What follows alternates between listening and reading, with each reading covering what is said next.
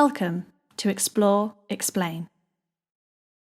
This is a long-form video and podcast series sharing conversations with data visualization designers and developers from around the world. Each episode explores the detailed hidden thinking behind a single project or a series of related works to explain the what, the why, and the how of the design process. There are some wonderful guests and some wonderful projects to learn about. So let's jump in to today's episode with your host, Andy Kirk. Hello and welcome to another episode of Explore, Explain. In this episode, I'm delighted to welcome Steph Bradley, all the way from Chicago in the US. Steph, it's wonderful to meet you, and thank you for joining me for today's episode. To begin with, can we just get from you a short introduction? Who you are, where you are, what you do, and everything else besides? Yeah, absolutely. Hi, I'm Steph Bradley. Like you said, I'm currently living in Chicago, Illinois. I'm a recent graduate of the Maryland Institute College of Art Data Analytics and Visualization program. And currently I'm doing some consulting in web strategy while I look for full-time work in something more focused on data viz. Data viz, absolutely. So it's obviously stirred a passion in this program, and it's a program I know fairly well. I think it's a few years ago now since I last sort of taught on that program remotely from the UK, but I know it's a terrific program with some terrific students who've kind of graduated from there. So you're in very good company, and we're in very good company today because you were the award winner of the Capstone project of December 2022, and that'll be the topic of today's discussion. And it's the project that you've called the Traveling June Bug, and it's a wonderfully charming project, and I'm delighted to have the chance to sort of learn more about it with you. But just to kick off with, really, for people watching and especially the listeners, can you just give a quick sort of précis about what this project is, what it's about, what form it takes, please? Yeah, absolutely. So it is a personal project, Traveling Junebug. My grandmother, her name was June, and she went by Junebug. And she was a woman that loved to travel, shockingly. And the project is basically a digitization of all of her travel diaries. And after she had passed away, she left a suitcase full of all of her travel paraphernalia and trinkets and all of these diaries. And so through this project, it was a way to get all of that captured and shared with my family. That's right. And it's, as you said, it is an incredibly personal and a wonderfully personal project. And I do really enjoy discussing with people the works of that nature, because it's something that you've invested so much energy and thought and curiosity into. And I guess with any project, there's always sort of two driving forces behind you even doing it. There's the first thing, which is, why are you even doing any data viz? Which in this case is because it's the program and it's the Capstone project, the big finale. And then the second part is, what's motivating you to choose this particular project to work on?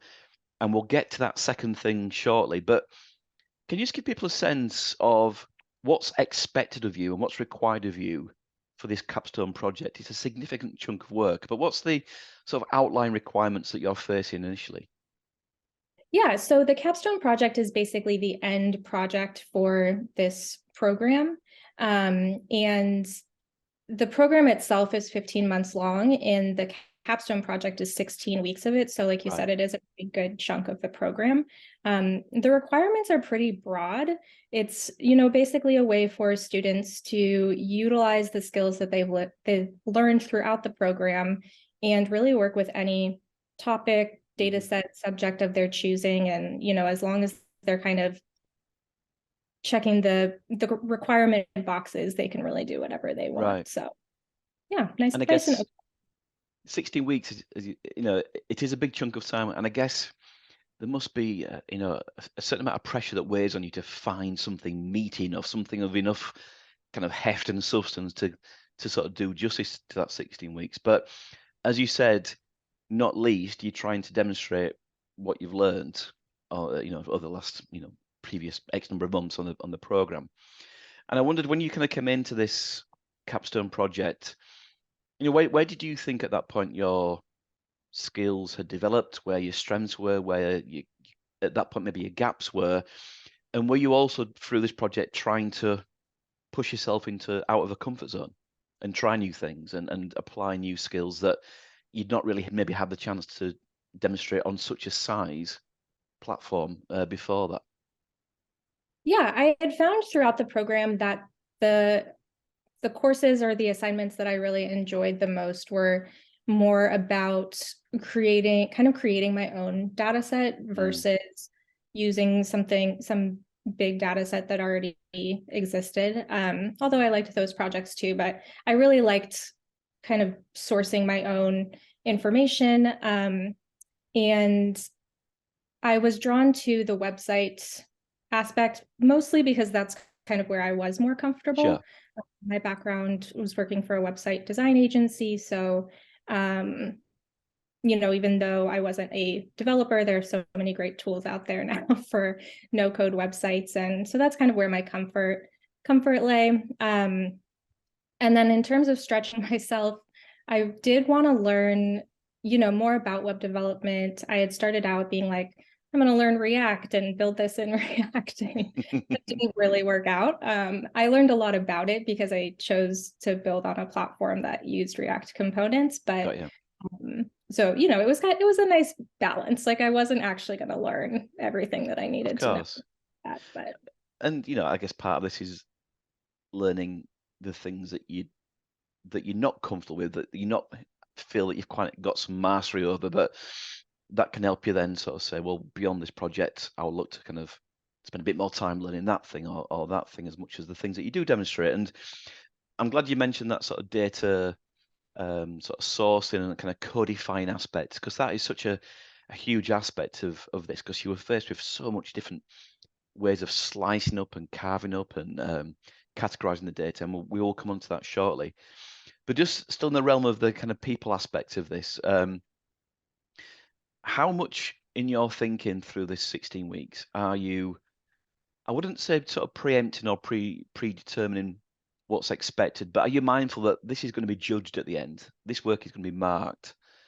And how much are you trying to find something that will sort of appease the judges, as it were, in the end? Or are you just trying to ignore that, and if it's a good piece, it'll be a good piece, it'll stand alone on its own merits? Yeah, I didn't think too much about it.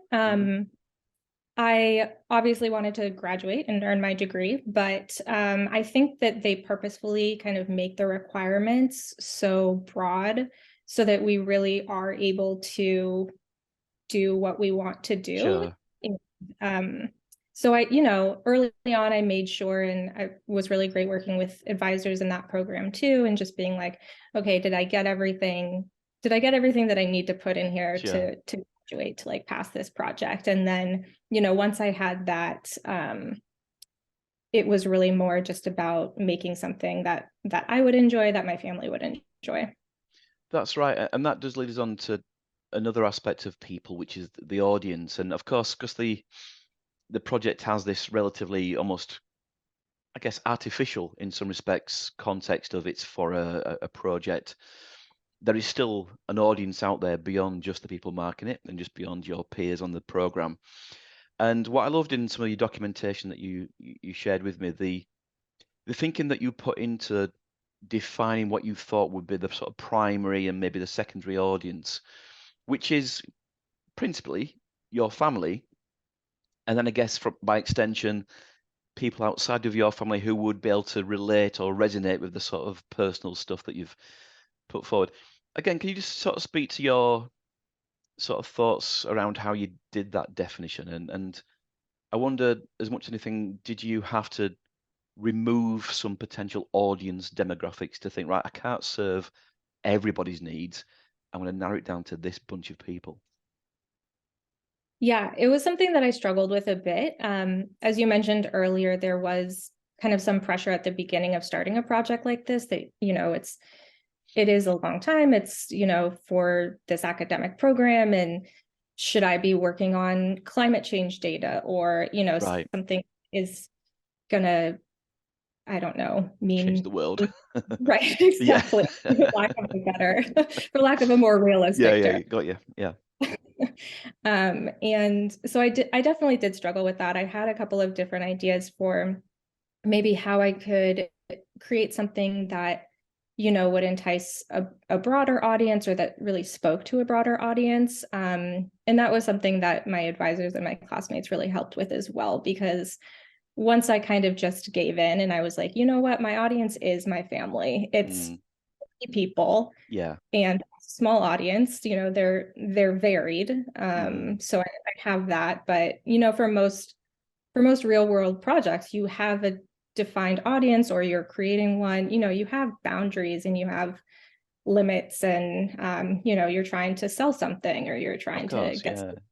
something, and that just wasn't this project. So I did struggle with it a bit, but once I just decided to go for that smaller audience, it was kind of a weight off my shoulders. Sure, and I guess the most to me apparent audience is actually yourself, because it's, as we'll speak about shortly, it's your own sort of discovery and journey in discovering these objects and these travel logs and this kind of sort of wonderfully logged history of your grandmother's travels that you first reacted to. And so this is almost your kind of translating of that initial experience into something that is not just there for others to see, but it's also there for posterity, for saving things. And also your grandmother, if she could see this now, it would be a wonderful way to sort of see the things that she's collected and sort of logged in a more kind of contemporary setting. And so we do shift then onto this sort of second aspect of the motivation, which is why this particular project. And as I've said, you mentioned that the background is that you sort of discovered this this suitcase of objects and travel diaries and photographs. And at what point did you find that in relation to the timescale of the project? And so how did the two sort of join together, really? Yeah, it had been a project that I'd been wanting to do for a long time. And one of my aunts had given me the suitcase, I think in 2015. Okay. And I was like, I'm gonna, turn this into a travel blog, and I'm gonna like do all these things with it. A lot, myself and a lot of my family do enjoy travel. But my aunt she was kind of like, I think you'll do something with this. So I was lucky enough to receive that for the time being. And I had almost felt like guilty that I hadn't done anything with it for so long. And, Right. I moved it around to every new apartment I lived in. And I was always like, oh, I gotta do something with that. And I'm trying to remember kind of the first time I was like, this is what I should use. And I can't remember a specific moment. I think it had just always been in the back of my mind. And it just kind of all came together, and, seemed like, I think I was probably also inspired by some of my other classmates, and the subject matters that they were choosing were also, maybe more of a personal nature. That's right. And so, Yeah. yeah. And we will share the link to the collection of the different projects that people submitted. And you're right, I am aware of a few of those, and they were very personal. I think it does work, as a perfect opportunity to give you the chance to practice, but also to work on something that is so much your own investment. And when I think about some of the things that you described as sort of motivations for this project, I mentioned the word there, sort of posterity, and you describe it as a kind of an attempt to digitize and preserve all these items that sort of mimics this idea of opening a suitcase and that wonderful moment of, I wonder what's in here, what kind of items do I find?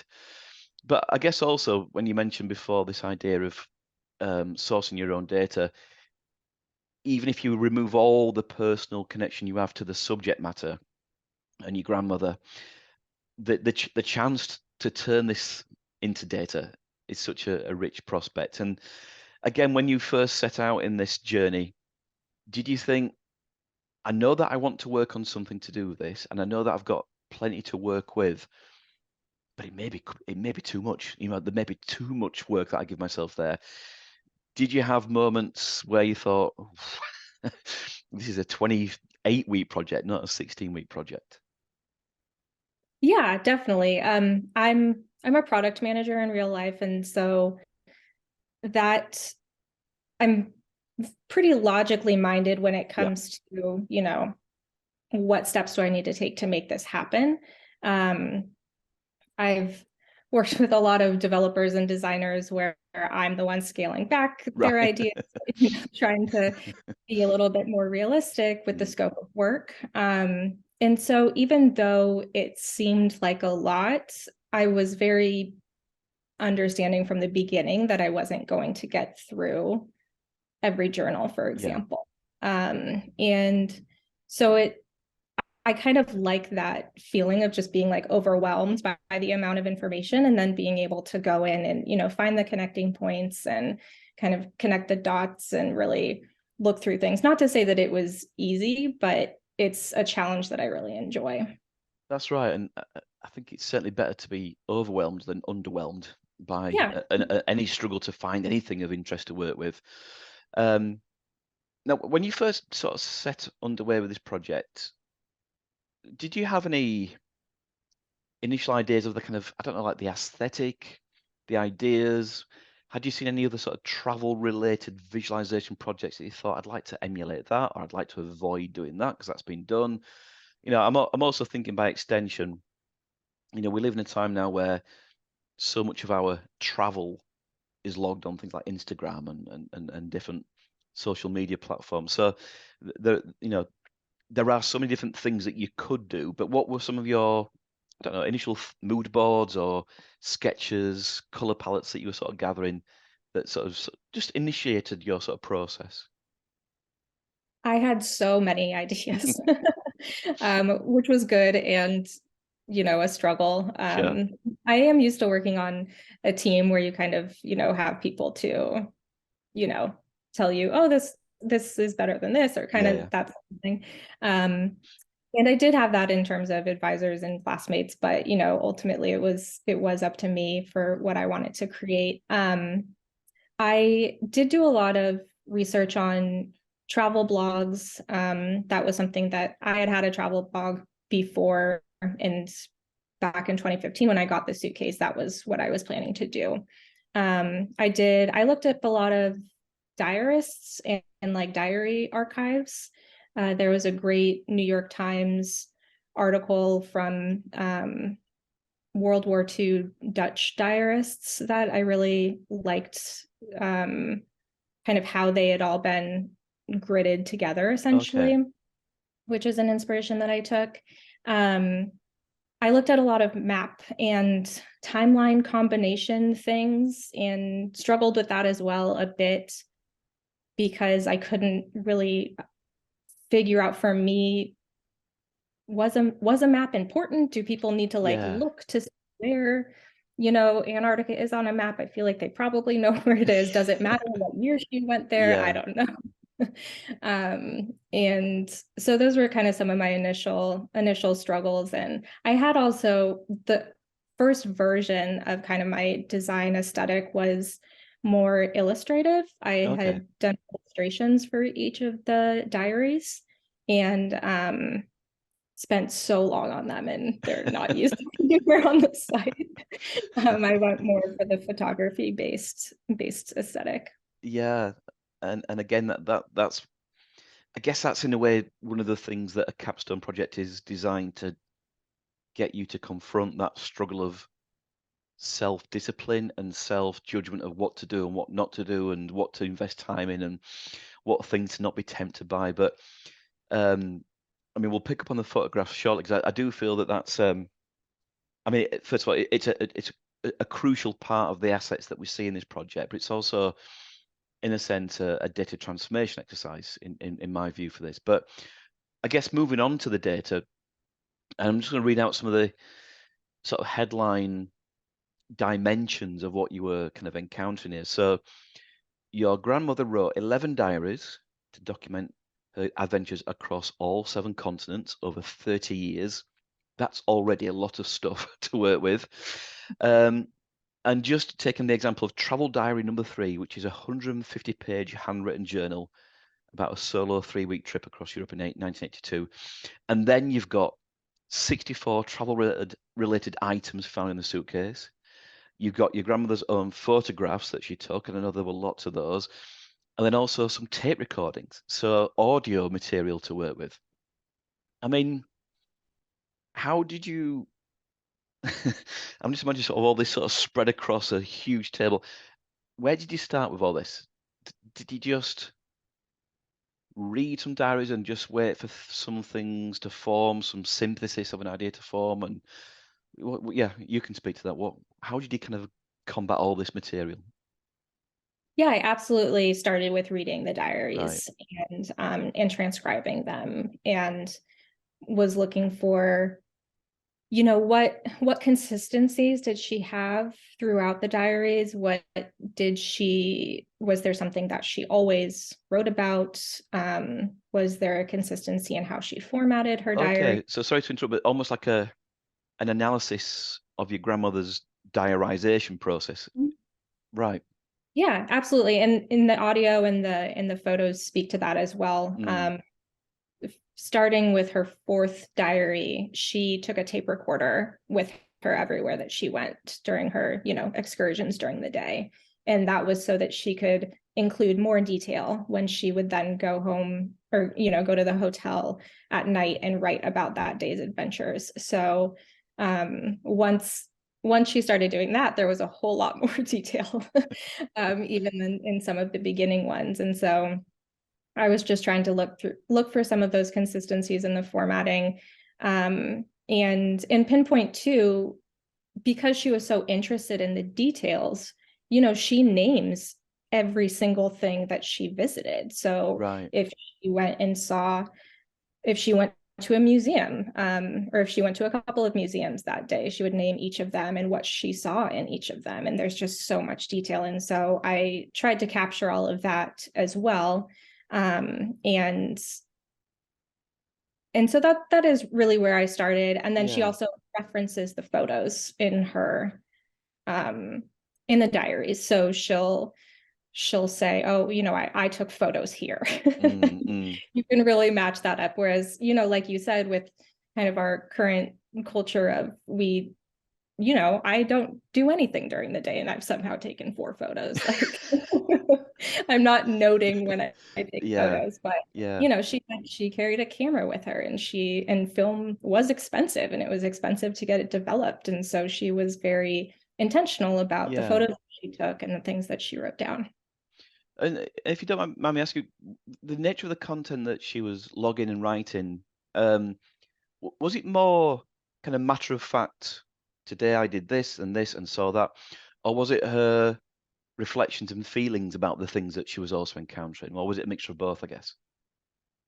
It was a little bit of mixture of both. I think sometimes if people hear that I have read all of my grandma's diaries and put them online, it can be a little frightening. Yeah. I certainly wouldn't do that with my own journals. Right.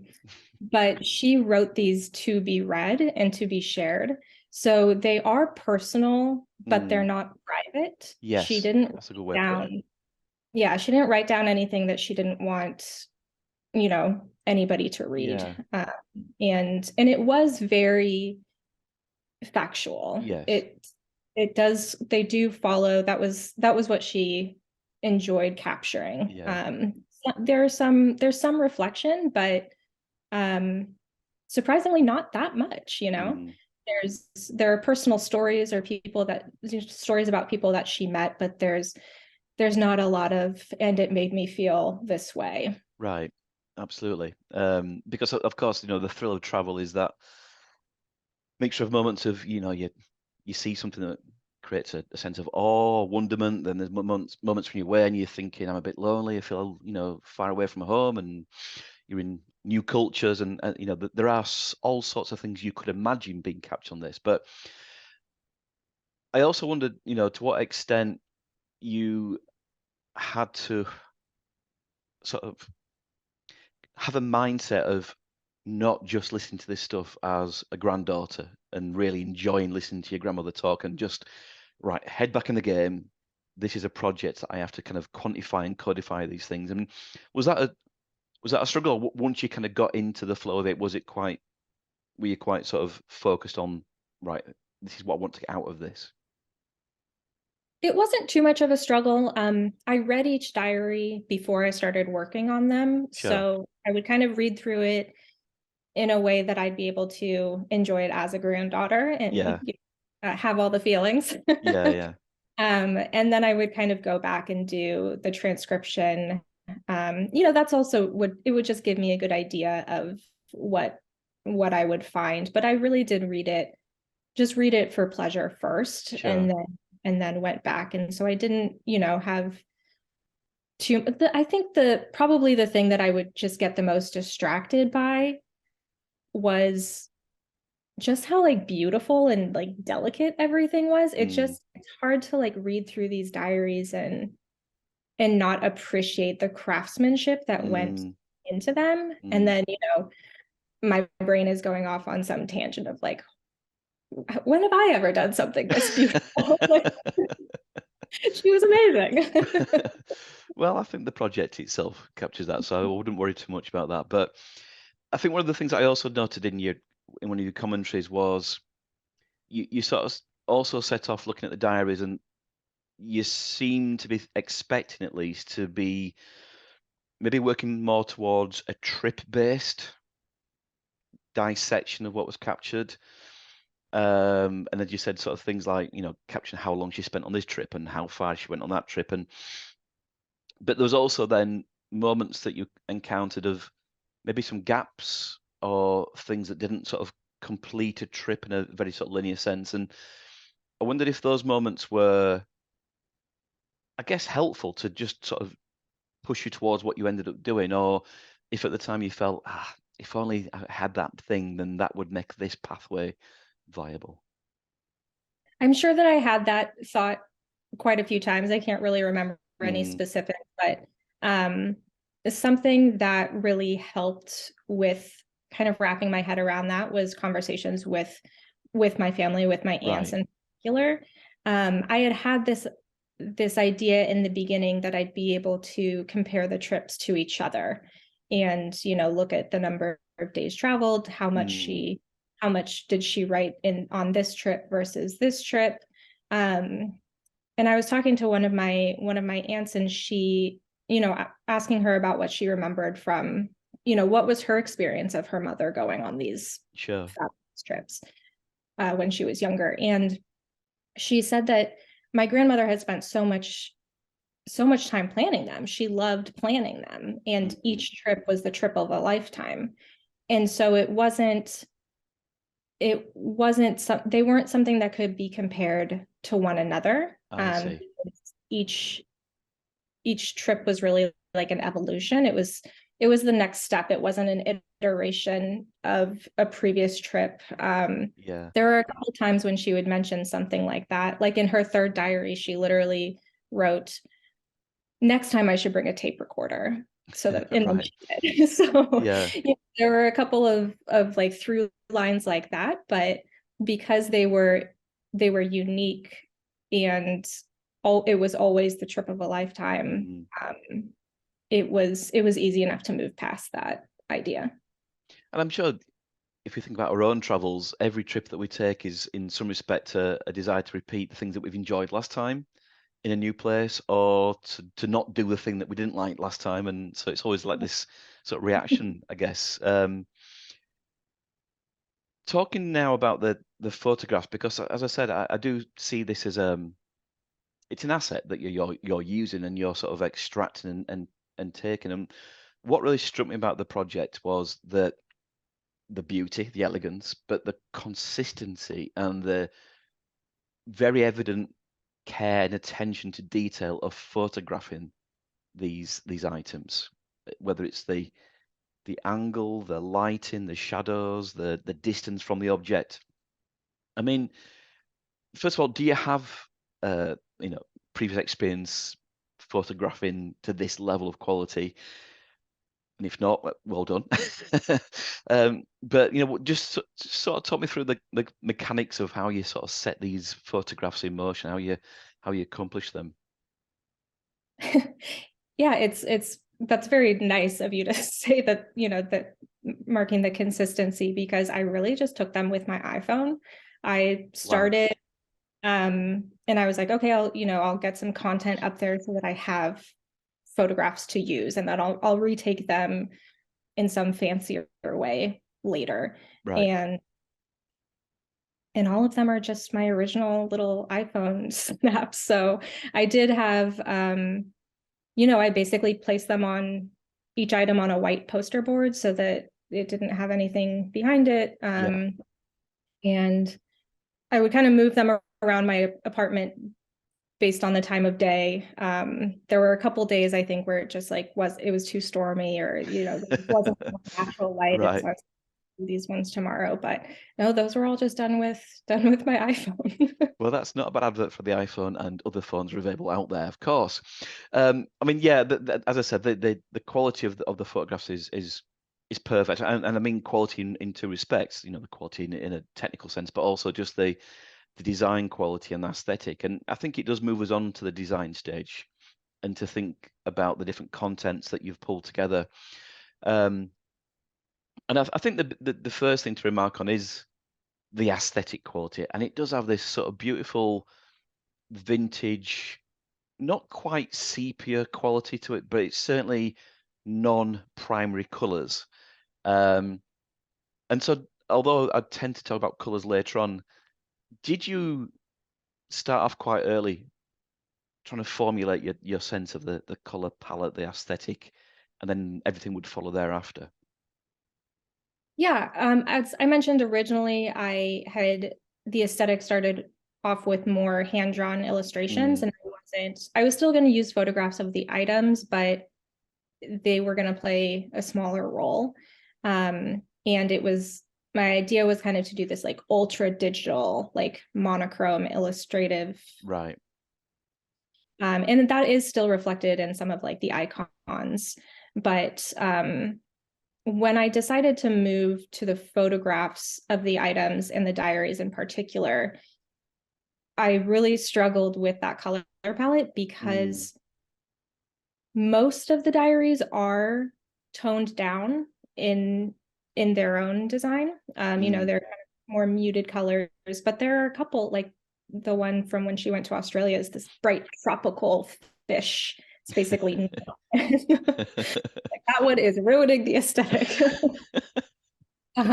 So in an effort to just try to create a more cohesive aesthetic, I desaturated the images. Right. And decided to pull that through. So most of them are desaturated and have a little bit of a transparency. And then on the site, in most instances, when you're hovering over an item, it scales up. It comes to 100% opacity and saturation. Yeah. And so you kind of have to be focused on an item to see it, which was also intentional because in my experience working with the suitcase itself, you mentioned earlier, imagining having all of this like out on the table, and that was absolutely my life for 4 months, just explosion of items. And that's really how I felt about it. It all kind of looked like a blur. Yeah. Because you don't know what to look at because there's so much. And then when you pick up one piece, you can appreciate the detail and the color of it and the design of it and the texture of it. And so I kind of wanted to find a way to bring that into the digital website too. And it absolutely does come across. And just going back to that most recent diary, the kind of colourful tropical fish. I mean, when you see the sort of the diaries lined up, there's almost a story that comes from their textures and patterns. There's as you said, it's over 30 years. It's almost like an evolution of design, aesthetic in life, let alone the different qualities that kind of come through the project itself. And that is what we sort of start off with when we get to the project. The first thing that we see is this suitcase. And what I loved about this was this sort of kind of steady pulsing effect of the suitcase, just sort of inviting some kind of interaction. And I wondered, I mean, it's obviously deliberate because you've made it, but I wondered at what point did you think this won't be a static? I need to make this moving or kind of luring people to click on it. Was that a choice that just instinctively emerged? Yeah, I wanted to make it mysterious or intriguing in some way. And because my intention had always been to include a lot of interaction with Mm, the items, that kind of initial view of it was part of that too. yeah. I can't really remember So the so it sets the importance of it. tone of that interaction invitation, I guess. Yeah, exactly. It's And this like is you're what you're going to be gonna doing. have to engage with this. You're gonna have to Right. click things and look around, and you don't necessarily know where when if your mouse goes somewhere, something's gonna happen or not. I kind of Yeah. wanted to have that little mystery and Yeah. intrigue. It's just it's a really clever way to almost establish a instruction manual, a kind of user guide, but without it being a very explicit user guide. It sort of gets people, as you said, participating early on. And then the first sort of pages, it's a background to the project. It's about the work itself. You've sort of taken a sample newspaper to sort of set the tone for the kind of things that your grandmother highlighted and sort of almost the motivation behind these logs for her children and grandchildren and great grandchildren. And so again, that sense of preservation, that sense of posterity is a very strong vibe. There's a brilliant photograph of your grandma, which is such a like a timeless, elegant shot of a traveller. Just on that, I mean, how many did you flick through to pick that, or was it just right? This will always be a sort of a centerpiece photograph. As soon as I found that photo, Right, I knew that was my main photo. My aunts had actually never seen that photo either. right, It wasn't one of her printed photos. It was only is she, had strips in the suitcase. There are about 4,000 negatives. And so it was one of those. So it hadn't even been printed and like put into one of her travel albums. Weirdly, because it's such an amazing photo. I'm not sure why nobody had seen it before, but yeah, wow. Yeah, I mean, it is the perfect choice. And the other thing that we establish early on, I guess, from a design point of view, is the sort of typography and the sort of style choice there. And there's different textures between sort of the body text and then a sort of handwritten typeface. What was the evolution of you sort of selecting that typeface? Was it just a case of trying out different combinations until you felt that's the one? yeah, I knew that I wanted to go with Google Fonts, something that Of could course, yeah. be easily seen no matter how people were looking at the website. And with the handwritten font, I wanted it to emulate her beautiful script. Mm, Which, you see it on the homepage, but her handwriting is so beautiful and yeah, precise. And I feel like people just don't write yeah, write like that anymore.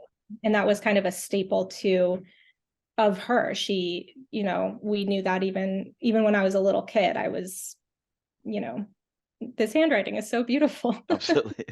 Um, and so, but I didn't want it to be so similar that people were confused, like Yes. this a created font. So it's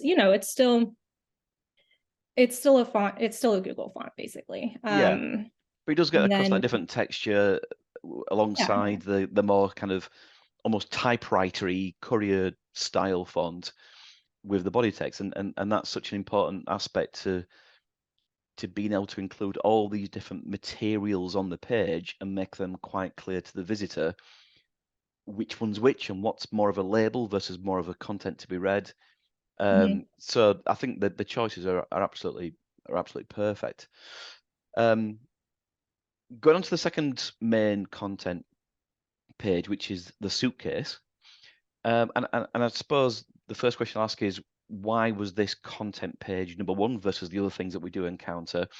But this is a page dedicated to the 64 physical items found in the suitcase. And the first thing I thought when I saw that 64 was, oh, what a good number of things to have, because that doesn't half work very well in a grid of either 8s or 4s.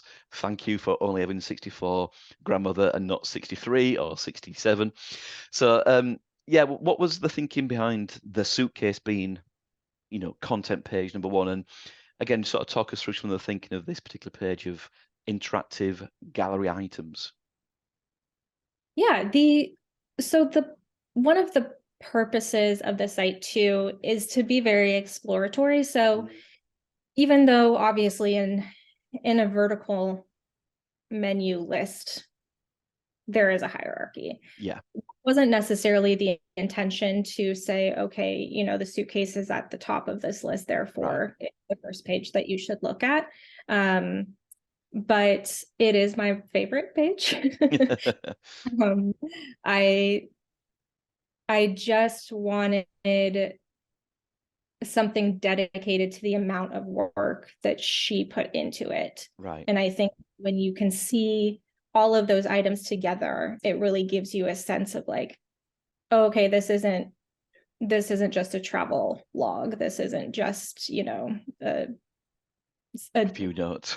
yeah, exactly. So I think it kind of gives that sense. I didn't really think about the number 64 too much. I actually there were a couple of pieces where I was like, is this one item or is this two items? Right. And I arbitrarily make a decision. Right. And so, but it did end up being very useful.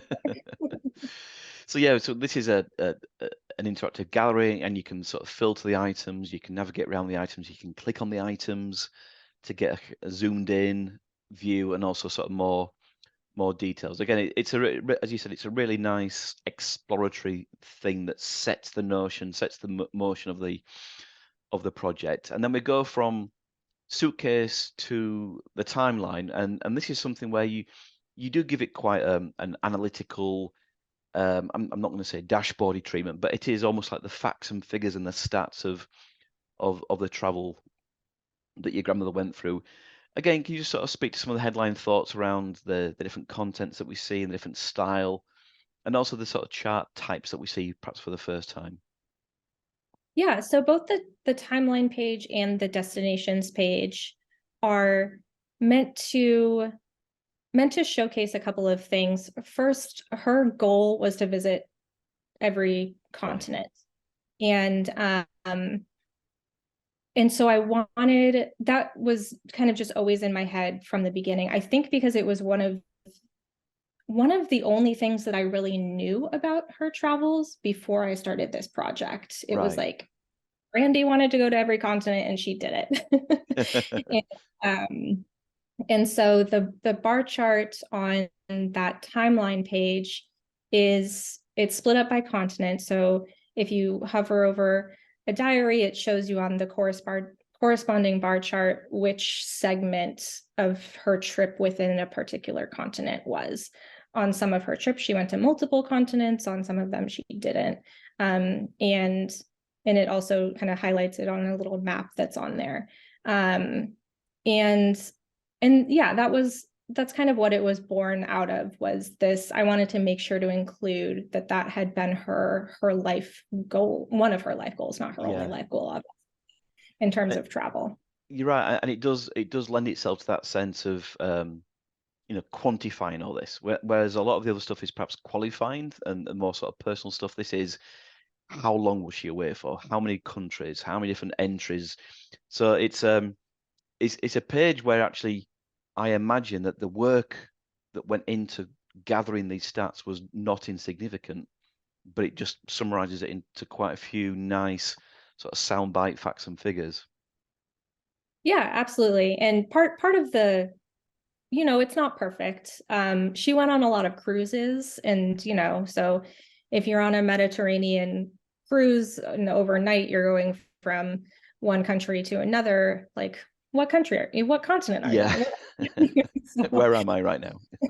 So there is still, some leeway in terms of that statistical data, but I basically just followed it as she wrote it in the diary, because she was very good at labeling everything. Right. And again, we see the kind of, for want of a better term, the kind of earthy colours and the, almost like soft pastels in the sort of the design of the bar charts and the design of the maps. And then likewise, as we move on to the next section, destinations, we've got a sunburst chart with the same sort of colours brought forward, which of course for consistency is really important. But sunburst charts, I mean, getting quite mechanical in a data viz sense at this point. What alternatives had you explored before getting to the Sunburst chart? It makes loads of sense because it's about a kind of nested hierarchies, but did you go through different iterations of different charts there before you landed on that particular choice? The Sunburst chart was pretty prominent from the beginning. It was one of the first ones that I created. Again, a little bit difficult because it's hierarchical, obviously, but there's some leeway in how you label things. Again, because she did love to go on cruises, and so there's some at sea, like that's Yeah. not necessarily a city in the same way that London is. But so I knew, and that's how I gathered the data, was in this hierarchy. Right. And I liked the interactivity of the Sunburst chart. Eventually I will on those have links to the diary entries, that talk about those specific destinations. But another reason that I liked it is because I wanted a chance to be able to showcase all of the different sites that she went to. Yeah. And there are, over 700 of them that she recorded in her diaries. And it just seems like a good way to be able to have that without, having a list of 700 things. Absolutely right. Yeah. And as you said, the structure of the data completely lends itself to a hierarchical view, and therefore the Sunburst chart is perhaps one of maybe 3 different chart types you could use, but again feels the perfect choice. And and let's not forget that in the background to all this, you're trying to demonstrate your skills in a data viz program, so there's a need to sort of showcase that that option as well. And you mentioned there that there's a sense perhaps of an incompleteness to the things that you're going to do eventually, because it isn't just that this is only for the capstone. This is also for something that you want to sort of maybe complete to the fullness of what your ambitions were.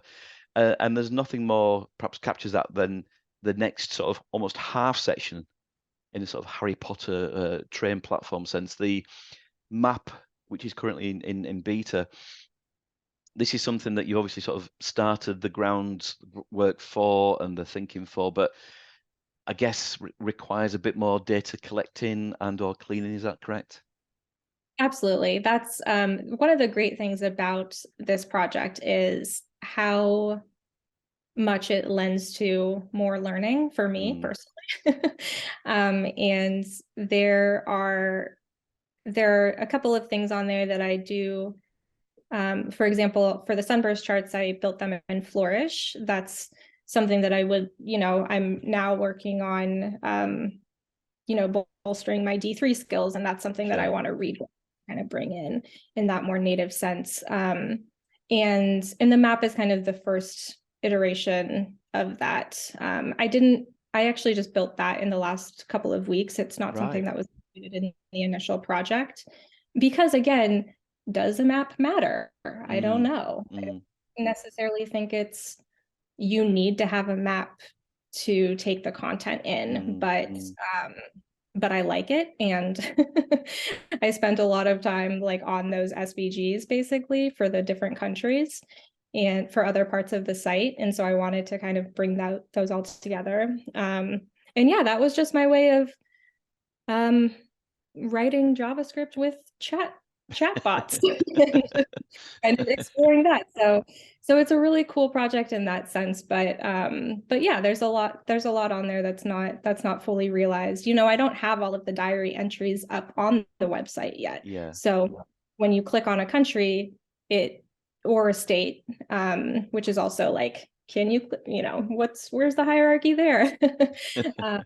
But when you click on a country, the diary entries from that country show up, and I just don't have all of those up there yet. So right, but again, it's all content that is necessary to include in a project like this, and it gives you that extra bit of runway to continue to sort of do justice to this huge amount of material that your grandmother has left behind for you to, I'm sure there'll be a point where you think, right, that's finished, or I need to finish it, declare it finished. But there's still clearly loads more you can work with on this, and it does take us to the last main section, which is it focuses on the diaries, and you've got the sort of the main navigation to pick the diary of choice, and then you can dive in, and then we've got various details that sort of summarizes the trip at large, some of the sort of facts and figures linked to this particular diary about the days that it relates to the countries, an itinerary in a map sense. And again, I think it was really nice to hear you say there about the question of whether a map is necessary. And I think it's always worth asking this: does the where matter? Maybe because this is such a triumph of traveling all these places, it does lean more towards certain map aspects, even if it's just reference of here's where that place is, more than anything that's too thematic mapping in a sense. But again, you know, you've picked out some sort of diary highlights, and we've got some more photography linked and shown here.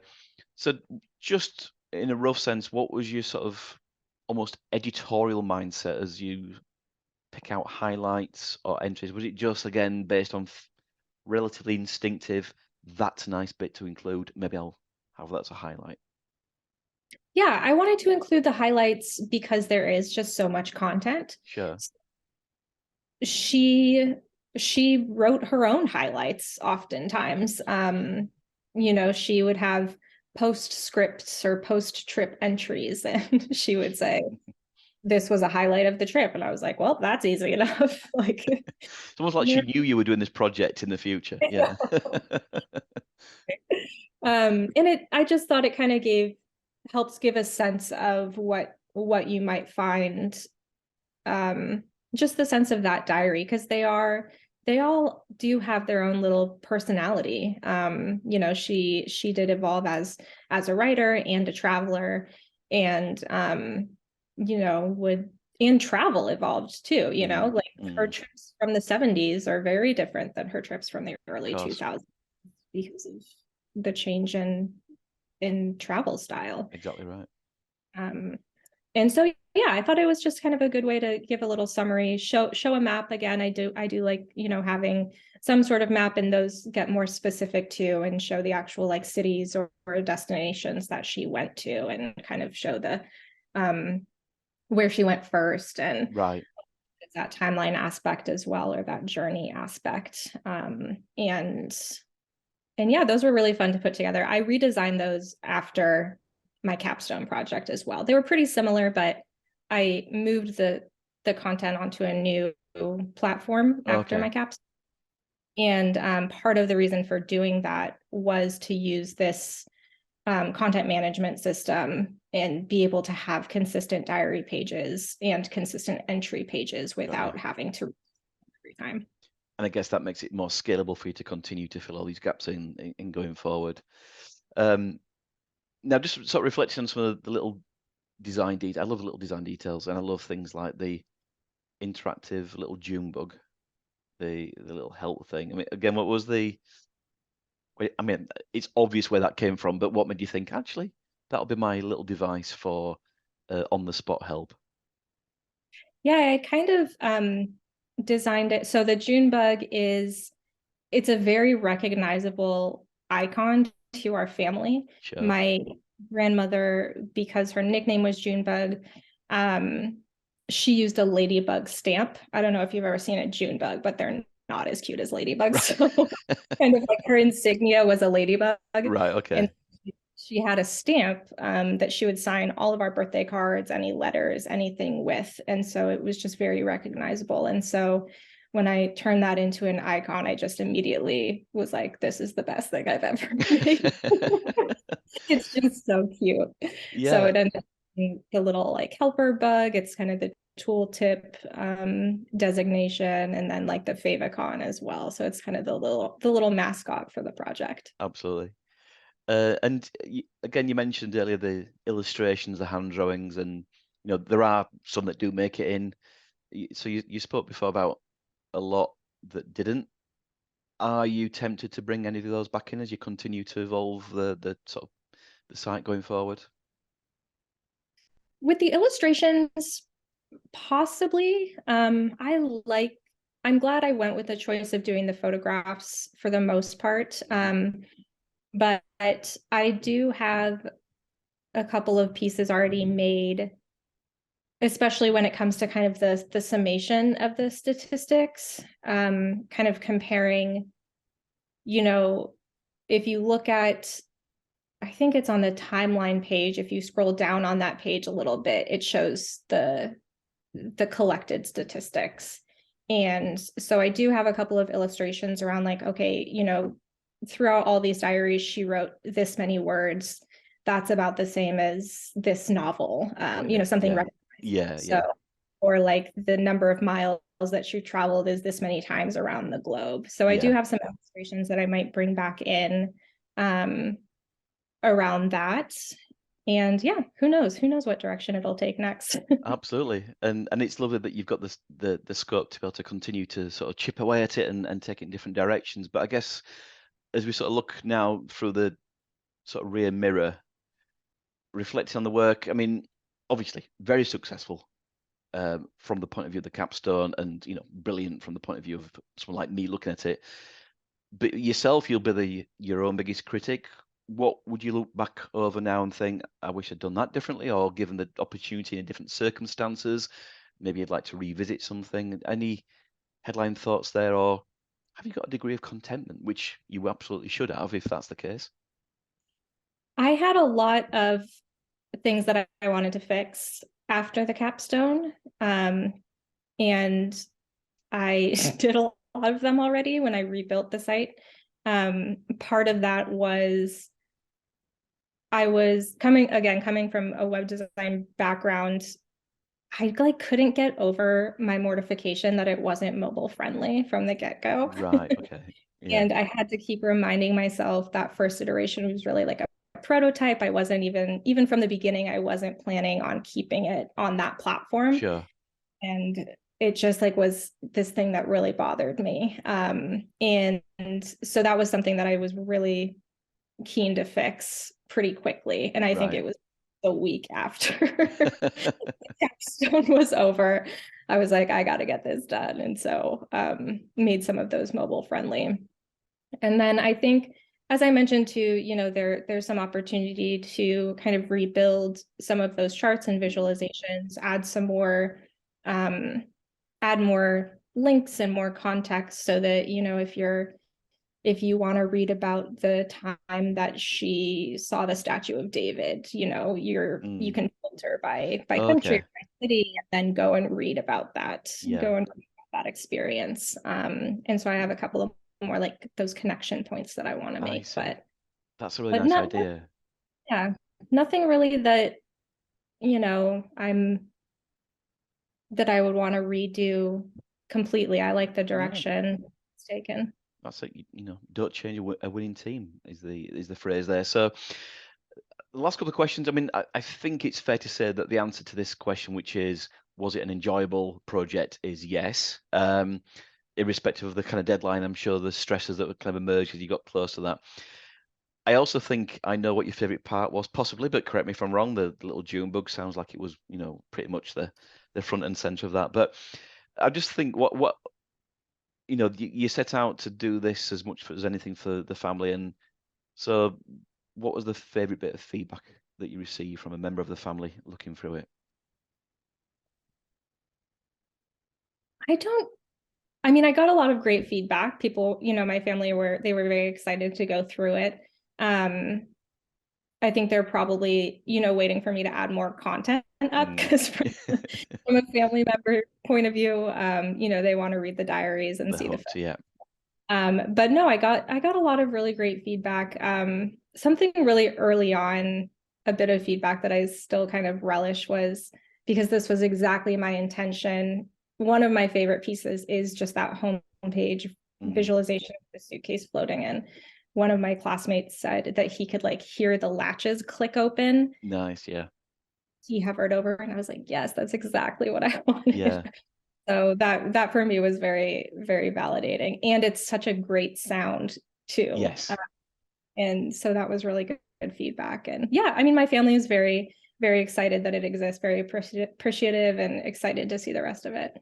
As they should be. And it's been wonderful to learn about it. It's been wonderful to see it, full stop. But thank you so much, Steph, for going through that. As I said, I think it's a terrific project, and congrats again on the award that you achieved, and look forward to seeing not just the kind of eventuality of where this project gets to, but also any other things that you get on with in the near future. But thank you so much for your time today, and thank you to everyone out there for listening and watching, and we'll see you again soon. Another episode of Explore Explain. See you for now. Thanks. To see more information about today's episode, including some links to key sites and resources mentioned, please visit my website at visualizingdata.com. Here you'll also be able to find details about my book, information about my public and private training courses, as well as over a decade of blog posts. If you've enjoyed this series, please consider liking, subscribing, and spreading the word. See you next time.